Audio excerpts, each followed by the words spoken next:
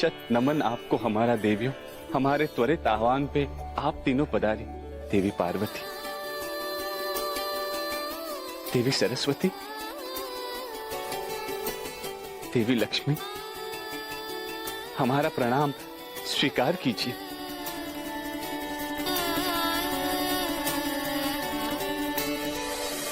कहिए देवर्षि, आप बहुत चिंतित प्रतीत हो रहे हैं। देवी, पृथ्वी लोक पर मनुष्यों के बीच में असंतोष की भावना इतनी बढ़ गई है कि वो अधर्म का रूप ले चुकी है। मनुष्यों के बीच में आपसी सद्भाव दिन ब दिन समाप्त होते जा रहा है। देवी। देवर्षि जी देवी। ये तो हुई आपकी समस्या, परंतु हम ये भी जानते हैं कि बिना समाधान सोचे आप कभी भी समस्या नहीं बताते। नारायण नारायण। सदियों पहले मनुष्यों के बीच में आपसी सद्भाव संतोष की भावना बनाए रखने के लिए आप तीनों देवियों ने अपने अंश को समाहित कर माँ संतोषी को देवी घोषित कर पृथ्वी लोक पर भेजा था। नारायण नारायण। हमें स्मरण है देवर्षि।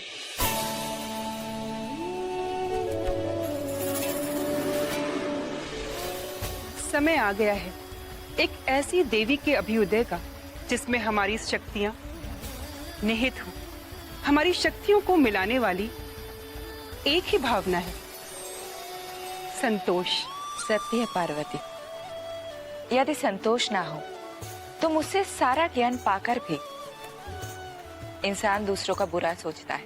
यदि संतोष ना हो तो मनुष्य मुझसे सारा वैभव पाकर भी लोभी ही बना रहता है। यदि संतोष ना हो तो मुझसे सारी शक्तियां पाकर भी मनुष्य असुरक्षित अनुभव करता है, अपनी शक्तियों से दूसरों को हानि पहुंचाता है। और इसलिए मानव को आवश्यकता है संतोष की, जिससे वो हमारी दिए गए गुणों को समस्त रूप से समझ सके और जीवन को कल्याणकारी बना सके। संसार में संतोष की स्थापना करें और संतोष की देवी की प्राण प्रतिष्ठा करें।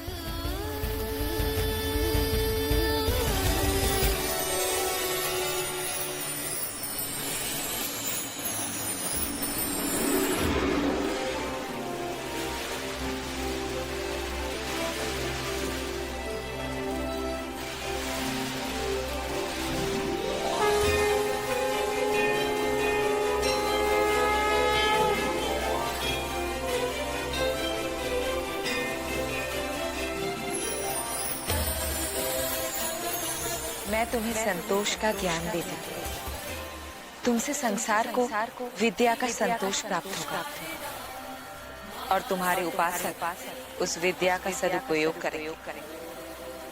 मैं तुम्हें संतोष का वैभव देती हूँ, तुमसे संसार को वैभव का संतोष प्राप्त होगा।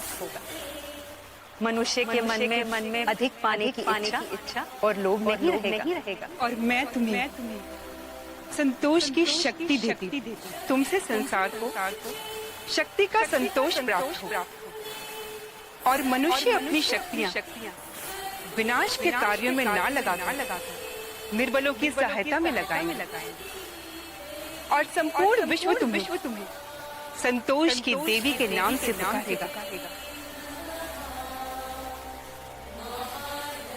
और तुम्हारा नाम होगा संतोषी माँ। जाओ और विश्व को संतोष का पाठ पढ़ो। मनुष्यों के बीच में आपसी सद्भाव संतोष की भावना बनी रहे, इसीलिए तो माँ संतोषी का जन्म हुआ। परंतु फिर भी पृथ्वी लोक पे इतना असंतोष क्यों है देवी? क्यों? मनुष्य एक बड़ा ही विचित्र प्राणी है देवर्षि। उसके मन की स्थिति समय समय पर विचलित होती रहती है। हर भगवान की शक्ति उसके भक्त की भक्ति से होती है। यूं तो माँ संतोषी के अनेक भक्त हैं, परंतु जिस दिन एक ऐसा भक्त मिले जो लोगों को संतोष की परिभाषा समझा सके, जो जीवन में परम संतोषी हो, जिसमें द्वेष ईर्ष्या नहीं होगा, तो उसी की कृपा से प्रसन्न होकर माँ संतोषी संपूर्ण धरा पर अपनी कृपा बिखेरेंगी। नारायण नारायण। अर्थात देवी, मां संतोषी का परम भक्त अब तक पृथ्वी लोक पे जन्मा ही नहीं। और क्या यही कारण है कि पृथ्वी लोक पर मनुष्यों के बीच में असंतोष की भावना इतनी प्रबल होती जा रही है? हमने ऐसा कब कहा देवर्षि? हो सकता है वो परम भक्त जन्म ले चुका हो और सही समय आने पर वो हमारे सामने आए। नारायण नारायण। माते, हमें बताइए ना कि मां संतोषी का परम भक्त पृथ्वी लोक पे कौन हो सकता है और इस वक्त वो कहाँ होगा? संतोषी माँ, चले, आरती का समय हो गया है। पापा, हम हमारे पैर धो ले। खेतों में दौड़ दौड़ कर मिट्टी लग गई है। ठीक है बेटा, तुम जाओ और जल्दी करना, हम बाहर ही तुम्हारी राह देख रहे हैं। चल। पापा, हम मंदिर में जाके क्या करेंगे? हम संतोषी माँ की पूजा करेंगे, प्रसाद चढ़ाएंगे, पंडित जी से आशीर्वाद लेंगे और संतोषी माँ से प्रार्थना करेंगे कि हमारी छोटी संतोषी को जल्द से जल्द बड़ा कर दे और डॉक्टर बना दे। पापा, आप हमेशा संतोषी माँ की बात करते, तो देवी माँ का है, दिखती क्यों नहीं है?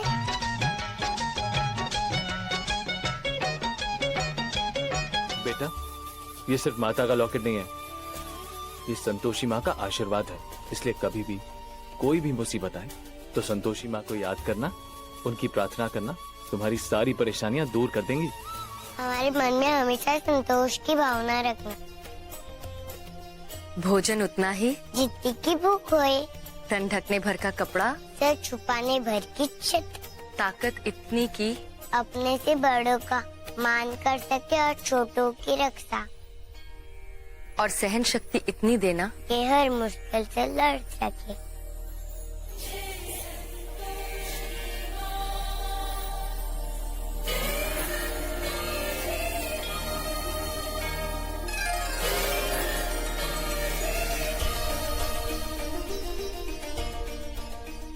माँ, हमें आशीर्वाद दो।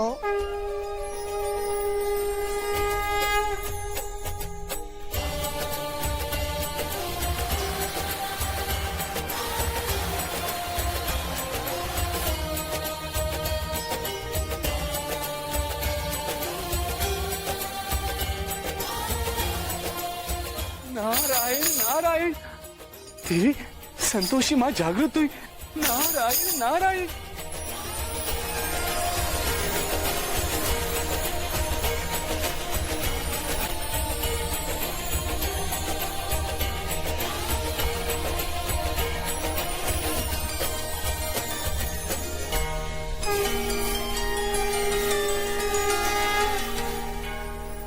नारायण नारायण। देवी, संतोषी माँ तो बच्ची संतोषी की भक्ति से ही जागृत हो गई। नारायण नारायण। आप धन्य है देवी, आप धन्य हैं। नारायण नारायण।